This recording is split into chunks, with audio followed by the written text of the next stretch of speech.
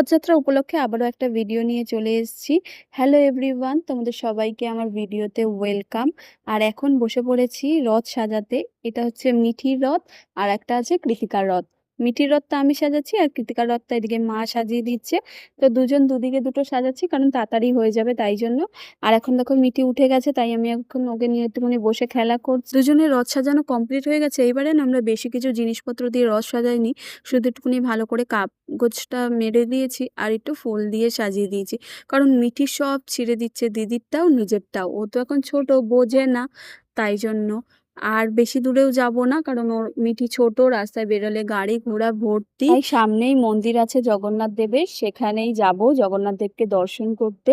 তো দেখো এখানে বড় রথ নিয়ে বেরোয় সবাই মিলে, জগন্নাথ দেবকে মাসি বাড়ি নিয়ে যাচ্ছে।